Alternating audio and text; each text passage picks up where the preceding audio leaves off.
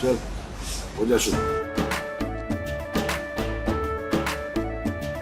केसरिया से मन जोगी हुआ रे, दिल झूमे देखो पतवारा हुआ रे, दिल झूमे देखो पतवारा हुआ रे। हर पल मनाओ केसरी त्योहार। विमल, बोलो जुबान Kesari.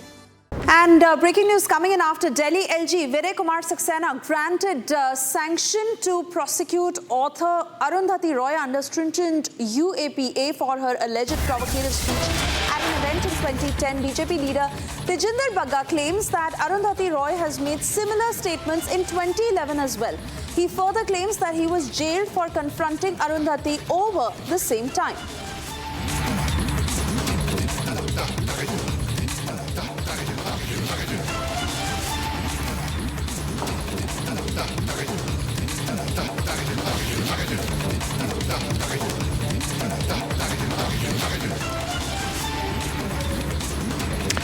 Joining us on this broadcast is BJP leader Tejinder Bagga, who has also filed a complaint. In fact, he raises a question about similar provocative statements that have been made in the year 2011. Tejinder Bagga, thank you very much for speaking to Republic TV. Let me straight away begin by asking you, why now? Because the question that many are asking is that, first, as far as the 2010 case is concerned, a charge sheet was all that was filed, that too without even sending out a single summon to Arundhati Roy. देखिए, मैं आपको बताना चाहता हूं कि ये जिस 2010 के मामले में आज एफआईआर हुई है, उस कार्यक्रम में भी मैं वहां पे मौजूद था।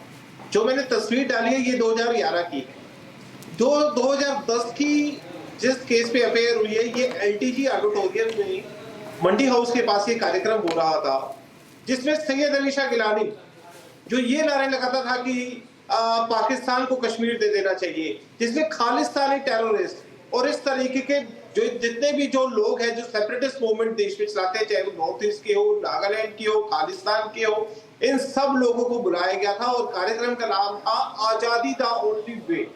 आप सोच सकते हैं कि कार्यक्रम के नाम से ही पता लगता है कि लोगों के एजेंडे क्या थे। हमने वहां भी प्रोटेस्ट किया और वहां पे हमारे कुछ कश्मीरी पंडित भाई थे जिन्होंने एफआईआर की, और लेकिन जब तक कांग्रेस की सरकार थी इसके ऊपर कोई कार्रवाई नहीं हुई।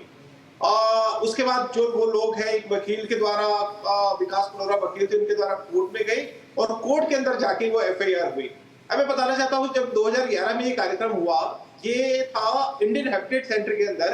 अरुंधति राय एक बुक लॉन्च कर रही थी, ब्रोकन रिपब्लिक, और हमें पता था अरुंधति राय जहां भी जाती है कश्मीर के खिलाफ बोलती है, देश के खिलाफ बोलती है, कश्मीर की आजादी की बात करती है और भारतीय सेना के खिलाफ बोलती है। तो मैं वहां अपने 3 साथियों के साथ मौजूद था ऑडियंस के अंदर। ऑडियंस बनके जैसे ही अरुंधति राय ने कहा कि Kashmir should be given to Pakistan, उन्होंने कहा कि भारतीय सेना रेप करती है, हम मंच पे गए, हमने प्रोटेस्ट किया। हमें लगा था कि देशवासी हमें सपोर्ट करेंगे और देशवासियों ने हमें सपोर्ट भी किया।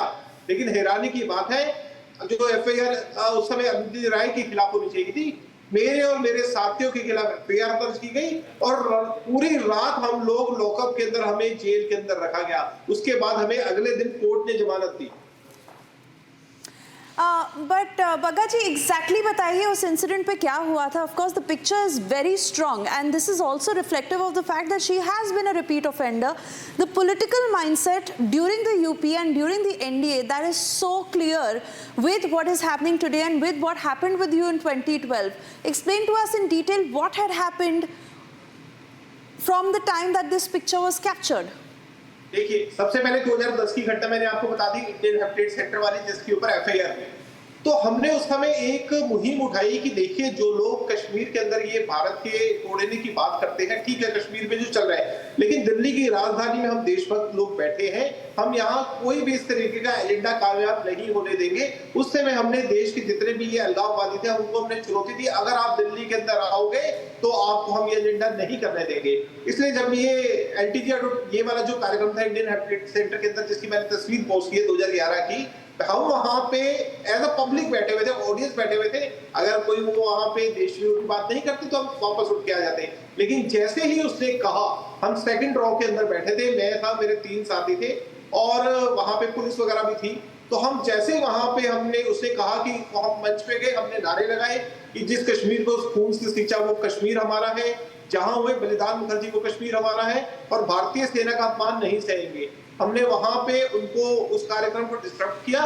उसके बाद पुलिस ने आके हमें अरेस्ट कर लिया और पूरी रात हमने लॉकअप में बंद करके रखा गया। हमें पूरी उम्मीद थी कि भैया हमें मतलब ठीक है, वहां पे अरेस्ट किया है, डिटेन किया गया, थोड़ी देर बाद हमें रिहा कर देंगे। अब हमें नहीं पता पुलिस वालों को कहां से फोन आया, होम मिनिस्ट्री से कॉल आया और ये उन्होंने मतलब पुलिस वालों ने हमें कहा, हमें नहीं पता किसने कहा है, लेकिन पुलिस वालों ने हमें कहा कि होम मिनिस्ट्री से आदेश है कि आपके खिलाफ एफआईआर करनी है। मतलब पुलिस वाले इंटरनल तो हमें सपोर्ट कर रहे थे क्योंकि वो भी चाहते थे ऐसे देश विरोधी लोगों को ना बन पाया जाए, ऐसे कार्यक्रम रोके जाए, बट उन्होंने कहा कि हमारे हाथ में ये चीजें नहीं है और हमें गृह मंत्रालय से ऑर्डर आया है आपके खिलाफ एफआईआर करने के लिए। और मेरे खिलाफ और मेरे 3 साथियों के खिलाफ एफआईआर दर्ज की गई और पूरी रात को हम लोग जेल में रहे। तेजिंदर बग्गा, एक सवाल वापस उठता है और कहीं ना कहीं बीजेपी को भी इस सवाल का जवाब देना पड़ेगा। वो 14 साल लग गए, उसके बाद आप ये कहते हैं कि प्रोसिक्यूशन सैंक्शन दिया जा रहा है। पिछले 10 साल से आप क्या कर रहे थे?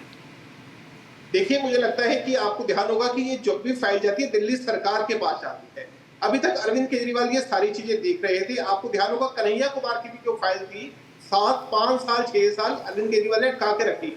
जब ये कोर्ट ने 1 साल पहले, आपको ध्यान होगा, एक फैसला बताया और कुछ अथॉरिटीज जो दिल्ली सरकार के पास थी वो एलजी को दे दी गई। तो मैं आपको बताना चाहता हूं कि ये जो अथॉरिटी आई है एलजी के पास वो 1 साल पहले कोर्ट ने दी है और उसके बाद 1 साल के अंदर अंदर उन पे जो पुराने मुकदमा है उस पे एफआईआर हो गई।